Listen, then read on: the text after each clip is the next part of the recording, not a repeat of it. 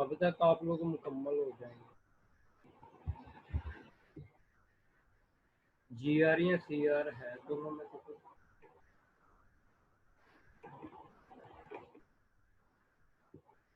GR या CR है इस क्लास में?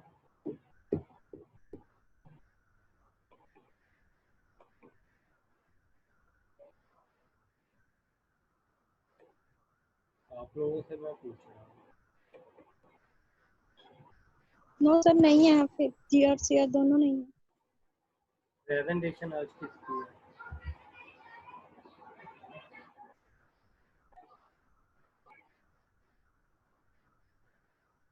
सर आज तो नहीं है किसी की। अब मैंने यही कहा था कि नेक्स्ट वीक से।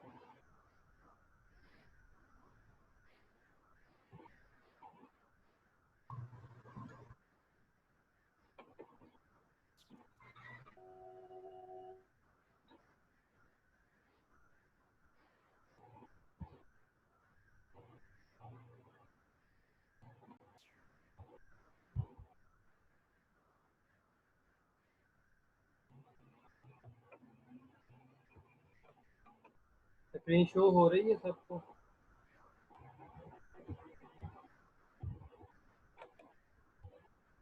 बोले स्क्रीन शो हो रही है? जी सर हो रही है। आज हमने पढ़नी थी एरिक्सन की, हमने स्टेजेस कंप्लीट कर ली थी। अब आज हमने पढ़ना है असेसमेंट टेक्निक्स के एरिक्सन ने कौन कौन से तरीकाकार अपनाए किसी बंदे की शख्सियत को असेस करने के लिए।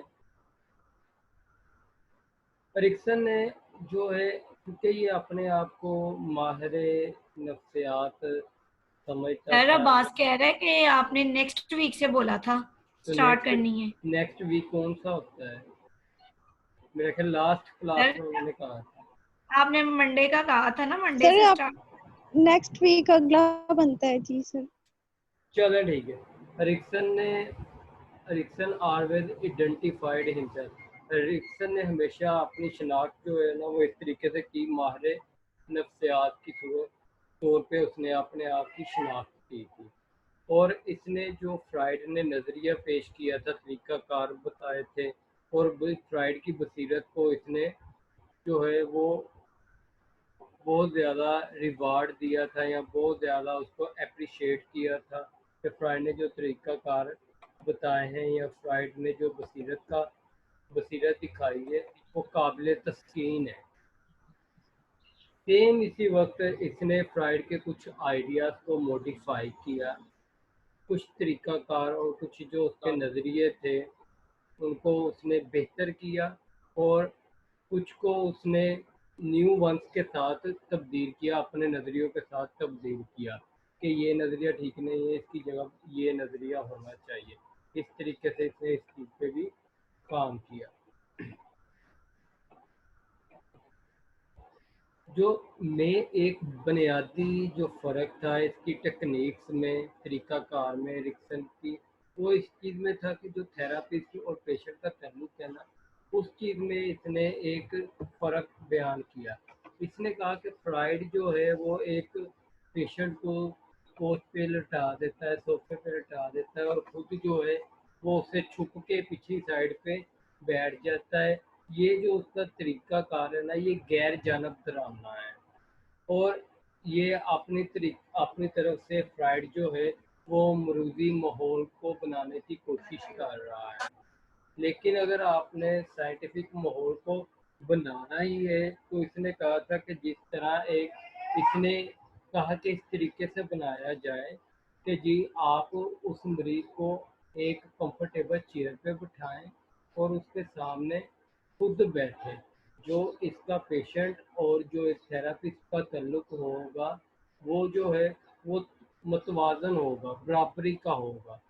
फ्राइड जो होता है, इसके अलावा इसका ये मानना था कि जो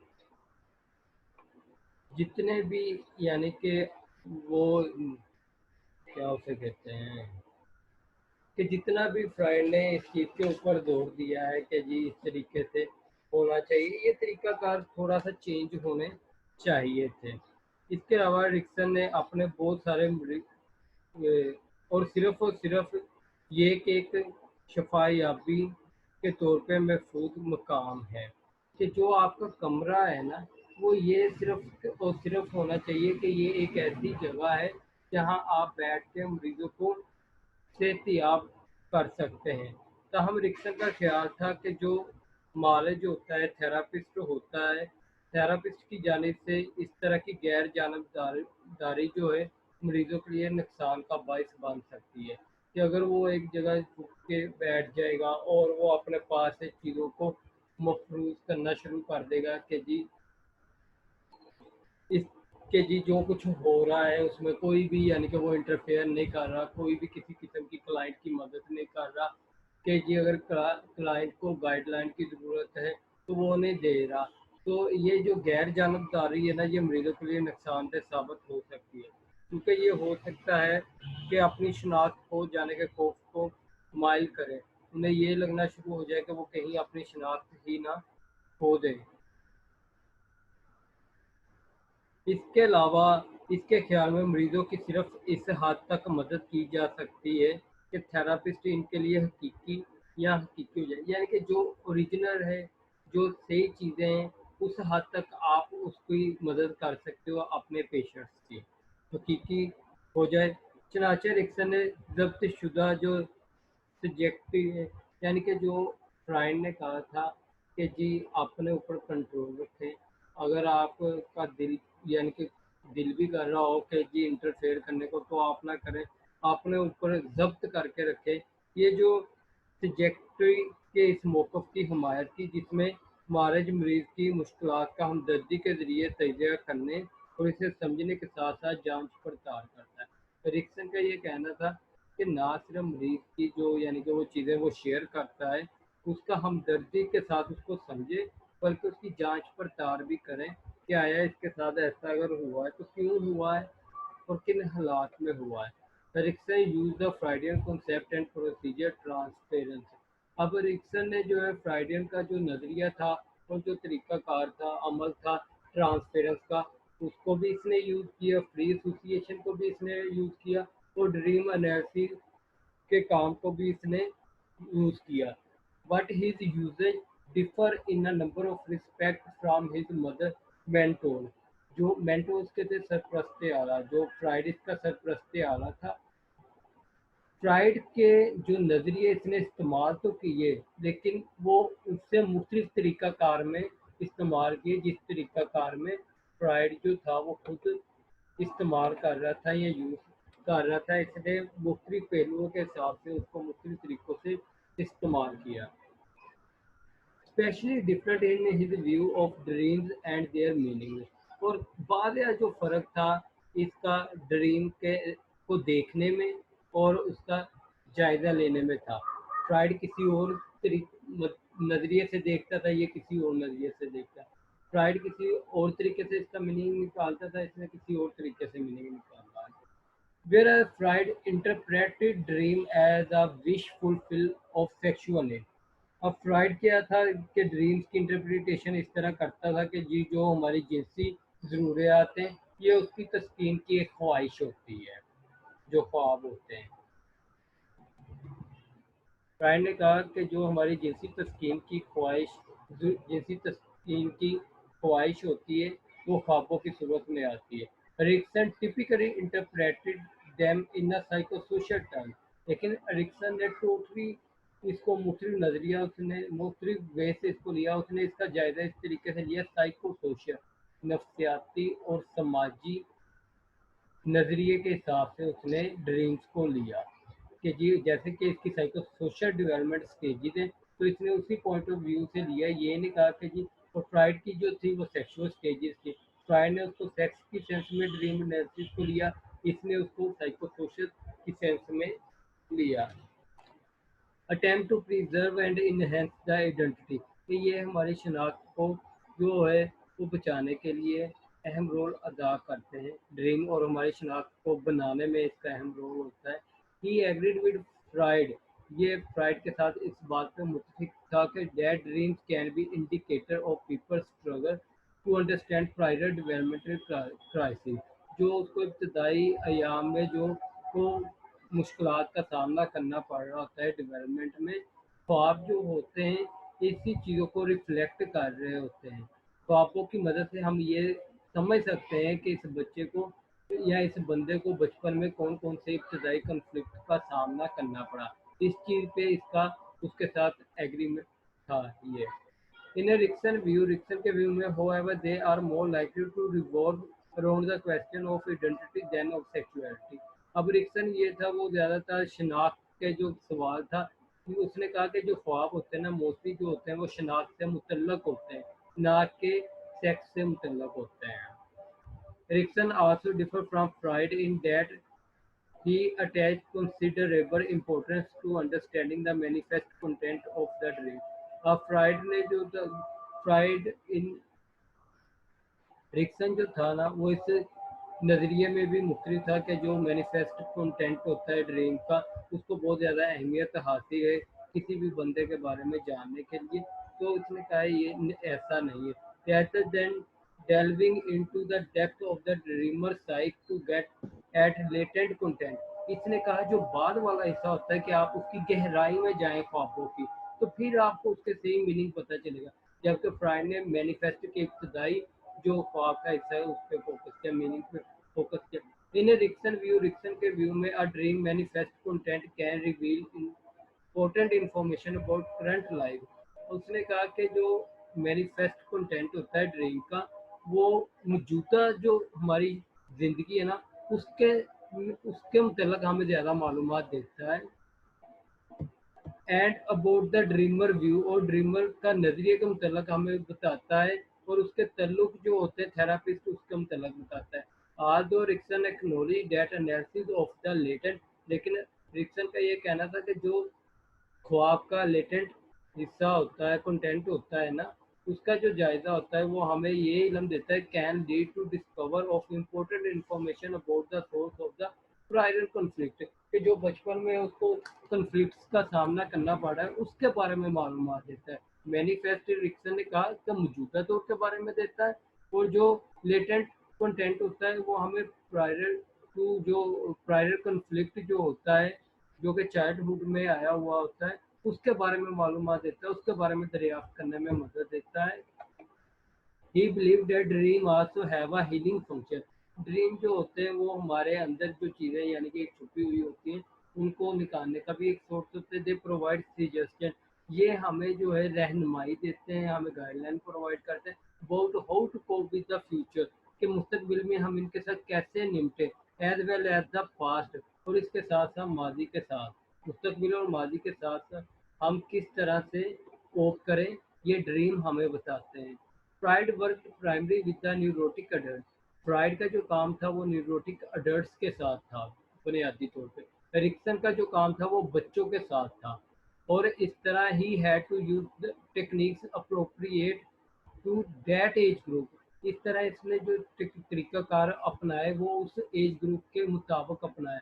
Rixon utilise a variety of play therapy, Erikson ने जो था वो एक प्ले थेरेपी को इंट्रोड्यूस करवाया, मुतारफ़ करवाया कि ये प्ले थेरेपी एक ऐसा तरीकाकार है जो कि हमारी अंडरस्टैंडिंग को बढ़ा देती है। एक ख़ास मसले से मुतल्लक अगर किसी यंग पेशेंट को कोई मसला है तो उस मसले से मुतल्लक जो मालूमात है ये वो प्ले थेरेपी के ज़रिए हम हासिल कर सकते हैं। मिसाल के तौर पे ही encouraged his patient to use toys to construct exciting scene from their own imagination।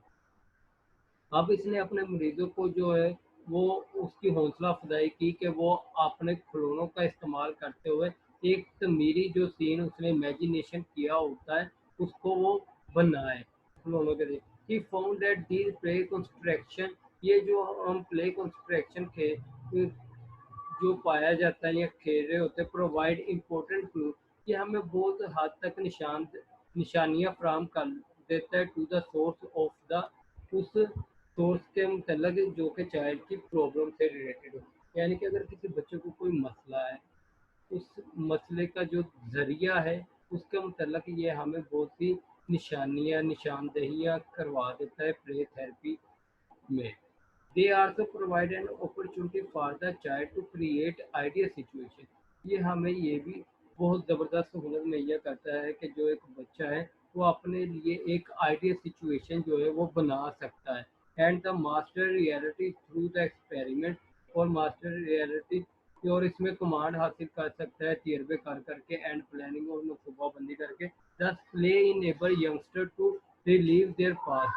जो प्ले होता है वो बंदे को, नौजवानों को इस काबिल बना देता है कि वो अपने माजी को जान सके, टू रिडीम देयर फेलियर, और जो उन्होंने उन्हें नाकामियों का सामना हुआ है, and to strength their hope for the future, और मुस्तकबिल के बारे में अपनी उम्मीद को पुख्ता कर सकते हैं। एज मैंशनड अर्लियर, जैसे कि पहले ही बयान किया गया, play is not primary a recreational activity.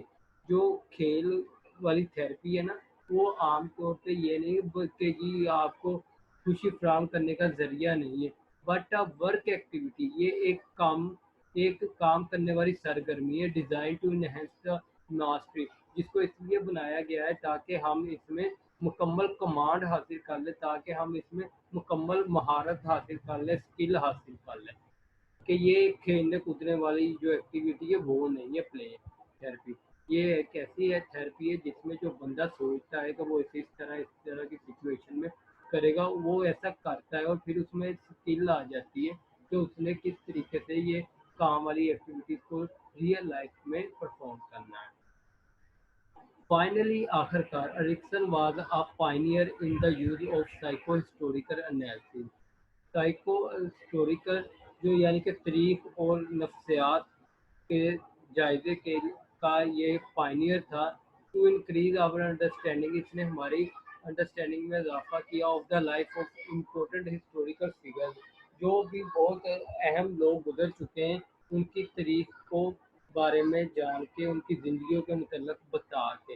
Ericsson developed the procedure because he was interested in maintaining. Historians have ignored the role of individual development in their attempt to explain historical events. अब Ericsson ने ये जो तरीक़ाकार था ये बनाया क्योंकि उसका इस चीज़ में दिलचस्पी थी कि वो ये जान सके कि जो बिल्डिंग ब्रिज है, एक बिल्डिंग ब्रिज का रोल अदा कर सके साइको एनालिसिस के दरमियान और तारीख के दरमियान। ऑल टू ओपन, अक्सर ये सब ही मेंटेन्ड, इसने कायम किया। हिस्टोरियंस हैव इग्नोर्ड, इसने कहा कि जो हिस्टोरियंस थे उन्हें इग्नोर किया गया।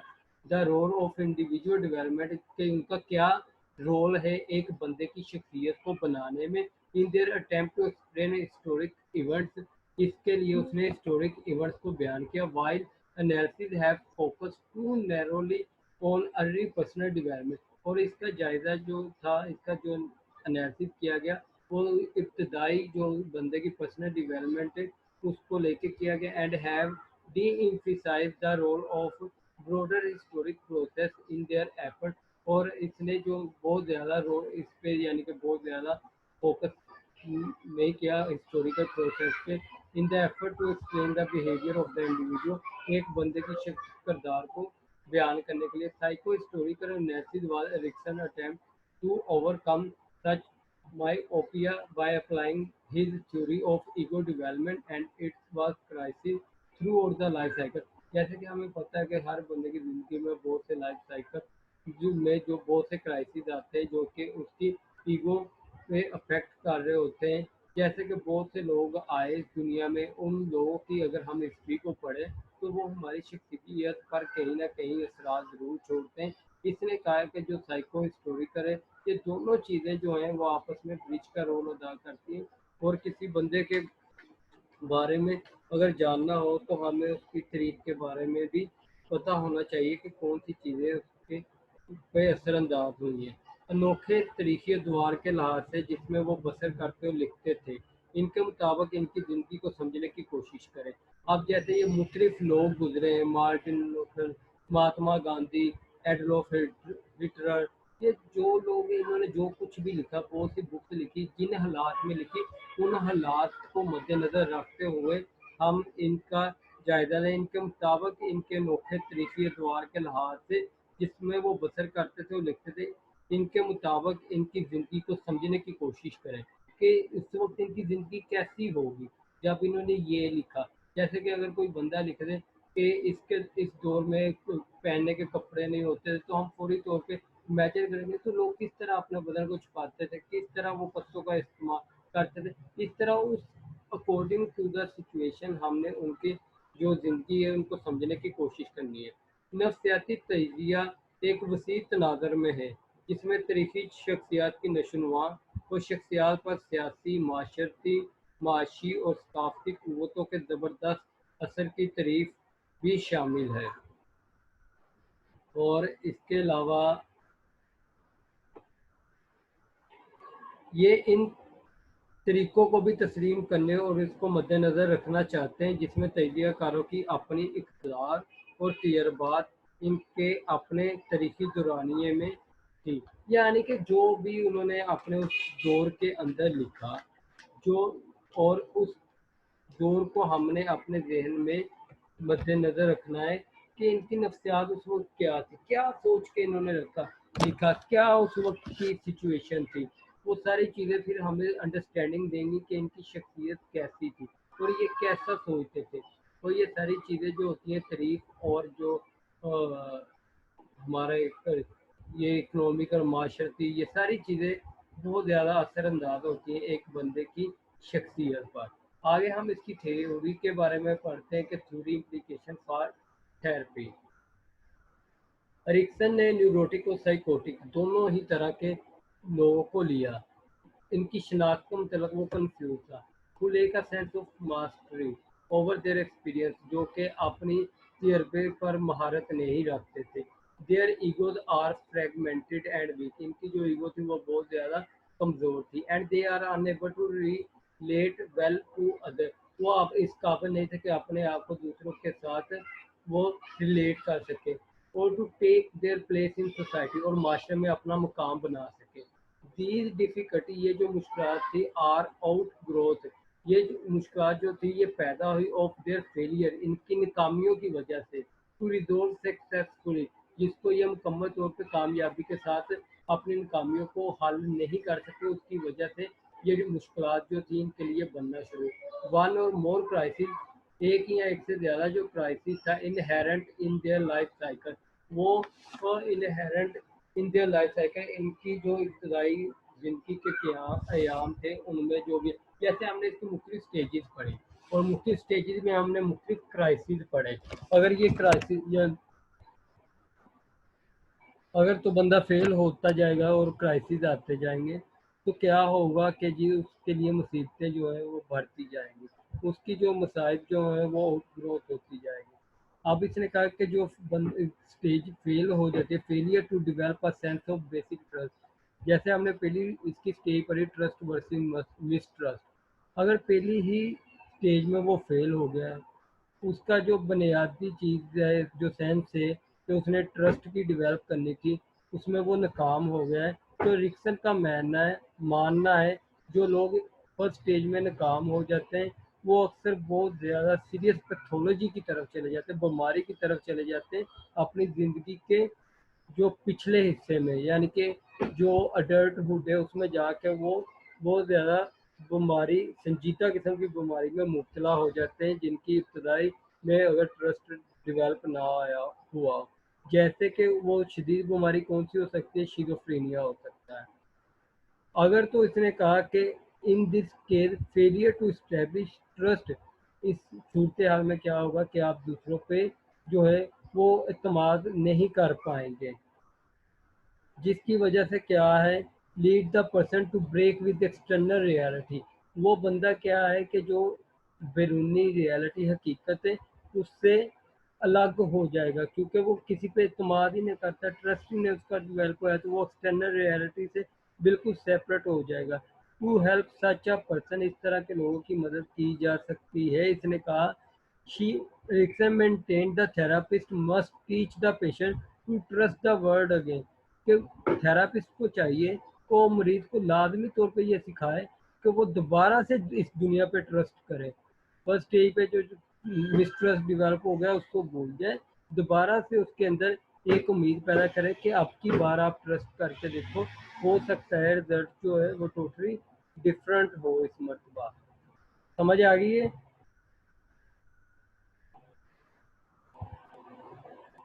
समझ आई कि पहली भी जी गई? सर, जी सर आइए। अब इसका जो दूसरी स्टेज थी, जैसे कि हमने पढ़ा था कि जी अब अभी फर्स्ट स्टेज पे जाए। उसने कहा कि अगर फर्स्ट स्टेज में ट्रस्ट डेवलप ना हो तो पैरानोया हो सकता है। पैरानोया क्या होता है? हम्म, पता है कि नहीं पता? बोला करें। सर नहीं पता। ये गैर हकीकी सोचें होती है, यानी कि बंदा ये शक करना शुरू कर देता है कि ये सब लोग मेरे खिलाफ साजिश कर रहे हैं, ये सब लोग मिलकर मुझे नुकसान पहुंचाएंगे, मेरे पीछे इंटेलिजेंस वाले लगे हुए हैं। ये पैरानोइड बिहेवियर है उसका। कि ये मेरी अगर उसे दवाई दी जा रही है शिजोफ्रेनिया के पेशेंट को, तो वो ये सोच रहा है कि ये जो दवाई दी जा रही है ये मुझे जहर दिया जा रहा है, मुझे खाने में कुछ मिला के ये लोग देते हैं। ये पैरानोया है कि वो दूसरों पे ट्रस्ट नहीं कर जी रहा। सर, शिजोफ्रेनिया के सिम्टम हमने पढ़े हैं, शिजोफ्रेनिया डिसऑर्डर पढ़ा है। हाँ जी, तो ये उसी का एक सिम्टम है पैरानोया। सस्पिशियस हो जाता है बंदा, शक्को शुबहात में मुब्तला हो जाता है, वहम आना शुरू हो जाते हैं, वसवसे आना शुरू हो जाते हैं। रिक्सन सा अ फिक्सेशन इन डेवलपमेंट। रिक्सन ने इस डेवलपमेंट की स्टेज में देखा कि अगर फिक्सेशन हो जाए somewhere between the hope and will state, उम्मीद और विल स्टेट के दरमियान, paranoid are unable to overcome the suspicious. जो पैरानोइड है वो इस काबिल नहीं रहते कि वो वहम के ऊपर कंट्रोल हासिल कर सके। That the adult who try to train their will, वो वाला अडल्ट जो अपनी विल को बार बार कोशिश करता है ट्रेन करने की during the NS stage. NS stage के अंदर, अब एनएस स्टेज की सेकंड स्टेज की बात हम कर रहे हैं। एनएस स्टेज में क्या हमने टॉयलेट ट्रेनिंग सीखनी थी। अगर तो हम उस पर पूरा उतर आए तो विल जो है वो डेवलप हो जाएगी कि हम इस काबिल हो गए, हमारे महारत सीख रही है, तो फिजिकली तौर पे हमने ये अपने आप पे कंट्रोल हासिल करना शुरू कर लिया है कि हम खुद से अपना ख्याल रख सकते हैं। It confronted later in life. तो अगर तो फेलियर हो जाए इसके अंदर, इस स्टेज के अंदर, तो इसके लेटर लाइफ में जाके with restricted opportunity such as not being able to find a job, तो बंदा जो होता है ना वो जॉब जो है वो हासिल करने के काबिल नहीं रहता, उसे जॉब नहीं कोई मिल रही होती, वो जॉब ढूंढ नहीं पाता। They are likely to believe that others are out to get them, कि जो दूसरे हैं वो उनका इस बात पे यकीन होता है कि जो दूसरे होते हैं वो उन तक नहीं पहुंच सकते। दे स्टॉप टू देम, वो उन्हें रोकते from demonstrating their ability to succeed independently, कि वो दूसरे जो हैं वो इनको रोकते हैं कि वो अपनी जो तो कामयाबियां हैं वो अकेले तौर पे वो आज़ाद या इनफरादी तौर पे वो हासिल नहीं कर सकते। तो यानी कि अगर तो एन एस में सही तरीके से उसको प्रॉपर गाइडलाइन प्रोवाइड की हो तो वो इंडिपेंडेंट की तरफ आ जाता है। अगर ना की हो तो वो हमेशा डिपेंडेंट रहता है कि दूसरे लोग आए और उसकी मदद करें या उसको उस मुसीबत से निकालें। अगर तो ये ठीक हुई होगी स्टेज, एन एस स्टेज सही तरीके से, तो वो फिर क्या है इंडिपेंडेंटली जो है कामयाबियां हासिल करना शुरू कर देगा। रिक्सन का ये मानना था कि ऑब्सेसिव कंपल्सिव जो डिसऑर्डर होता है जिसको हम ओसीडी कहते हैं, कि एक ही काम को बार बार करना, हाँ, हाथ बार बार धोने, ये ओसीडी है। Neurosis are also result from fixation, कि ये भी जो ओसीडी है ना ये भी रिजल्ट है फिक्सेशन का एट द एनएस स्टेज, कि अगर एनएस स्टेज में फिक्सेशन हो जाए तो ओसीडी हो जाएगा। Which stem from the excessive parental harshness in their training procedure. इसकी जड़ क्या है कि जब माँ बाप बहुत सख्ती के साथ बच्चे को टॉयलेट ट्रेनिंग कराएं, गुस्से के साथ उससे बात करें, तो ओसीडी होने के चांसेस बढ़ जाते हैं। Oh obsessive compulsive are given to stubbornness. Obsessive compulsive जो होता है वो जिद्दी बना देता है, रिचुअलिस्टिक बना देता है, कि मज़हब से मुतल्लक आपको बार बार ख्यालात आना शुरू हो जाते हैं। As a meaning of regaining control of their life, और इंसान जो है वो अपनी इस जिंदगियों पे कंट्रोल करने की कोशिश करे। Treatment required. अब इस तरह के एन एस टी में फिक्सेशन होगी, ओसीडी हो गया, अब इसकी ट्रीटमेंट क्या है? Treatment required not only the identification of the source of the conflict, कि ये ओसीडी हुआ क्यों, कंफ्लिक्ट था क्या, ना सिर्फ इसके बारे में जानना, विद पेरेंट्स, कि पेरेंट्स के साथ इस बच्चे का कन्फ्लिक्ट सर क्या है। आवाज बहुत कट रही है। अब आ रही है ठीक? अब आ रही है ठीक?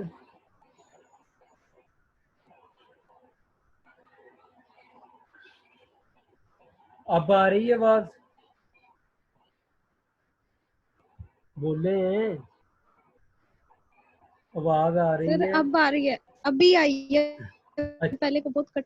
अच्छा, ट्रीटमेंट की हम बात करते हैं कि ट्रीटमेंट जो होती है ना, इसके लिए ज़रूरी है कि जी हम नॉट ओनली आइडेंटिफिकेशन, इलाज के लिए ये ज़रूरी है कि ना सिर्फ हम शिनाख्त करें कि इसका अपने माँ बाप के साथ कन्फ्लिक्ट क्या था, उसका ज़रिया क्या है, सोर्स क्या है, ना सिर्फ इस चीज़ की निशानदेही करना but also encouragement by the therapist, therapist की जानिब से पेशेंट को हौसला अफजाई देना कि जी ऑन कैपेबिलिटी कि वो इस काबिल है, फ्रीडम कि वो आज़ाद है, टू एक्सरसाइज विल कि वो अपनी महारतों पे काम कर सकता है, with out feeling of shame and doubt, बगैर शर्मिंदगी के वो अपने जो भी करना चाहता है वो कर सकता है, वो आज़ाद है, वो इस काबिल है। समझ आ गई है?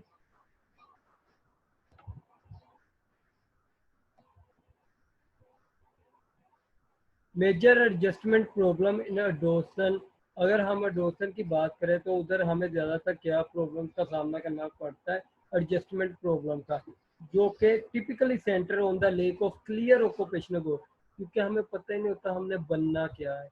ये इस वजह से हमें एडोसन में जाके एडजस्टमेंट प्रॉब्लम का जो है वो सामना करना पड़ रहा होता है। This difficulty may be traced in part to a failure, ये जो मुश्किलात है ये failure to a failure to develop a sense of self control, ये हमारे अंदर खुद एतमादी की जो सेंस है उसको बनाने में नाकामी का बायस बनती है।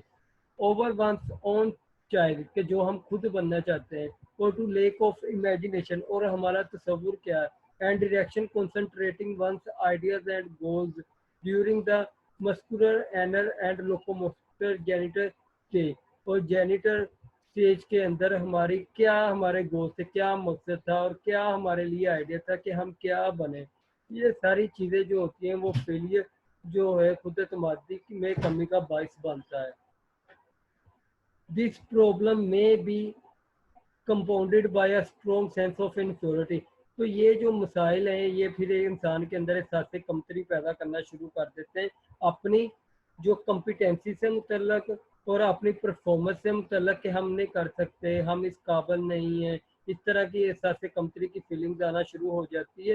As a result to grow during the latency period, अगर तो लेटेंसी पीरियड में फेलियर हो जाए, हम सही तरीके से उस पीरियड को ग्रो ना कर पाए, नाकाम हो जाए, तो फिर हमारे अंदर ये अपनी काबिलियत से मुतल्लक और अपनी जो परफॉर्मेंस है उससे मुतल्लक एहसास कमतरी के ख्यालात आना शुरू हो जाते हैं। अंडर दीज सर्कमस्टांसिस, ऐसे इन हालात में confuse adolescent faced with the treatment tremendous pressure from making a decision may react badly, अब इस तरह के हालात में डोसन पे बहुत ज़्यादा जोर होता है या बहुत ज़्यादा प्रेशर होता है कि वो तो कोई ना कोई डिसीजन ले, जिसका रिजल्ट क्या निकलता है, बुरा निकलता है। दे मे ड्रॉप आउट, वो स्कूल से ड्रॉप आउट हो जाते हैं या वो जॉब छोड़ देते हैं, स्टे आउट ऑल नाइट या घरों से बाहर आना शुरू कर देते हैं, या कोई गलत काम करना शुरू कर देते हैं, रोबरी चोरी डकैती वगैरह, और इस तरह के हॉरिबल मूड वगैरह उनका हो जाता है, खतरनाक हो जाते हैं। Erikson believe that adolescent only salvation in this situation is for friends, family, therapist and judiciary personnel to avoid typing them with diagnostic labor। अब वो कह रहा है, एरिक्सन का ये मानना था कि डोसन जो होते हैं वो स्टेज में ये ट्राई कर रहे होते हैं कि वो दोस्तों, रिश्तेदारों, थेरापिस्ट और जो कानून नाफिज करने वाले अदारे वो कहीं इसे डायग्नोस्टिक लेबल ना कर दे, कोई ना कोई यानी कि साइकोटिक या बॉर्डर लाइन साइकोटिक या शिजोफ्रेनिया इस तरह के डिसऑर्डर का लेबल ना करे, and to accept the fact, और वो हकीकत को कबूल करते हैं, that there are special social and culture condition that trigger such behaviour, और वो इस चीज़ को कबूल करते हैं कि ये कुछ खास सूरत हाल होती है माशरे के अंदर और कल्चर के अंदर जो कि ऐसा बिहेवियर ऐसे बिहेवियर्स को जन्म देती हैं और ऐसा बिहेवियर करने की तरफ अक्साती हैं। The use of label may force young people to embrace and negatively identity. अगर हम लेबल लगा देंगे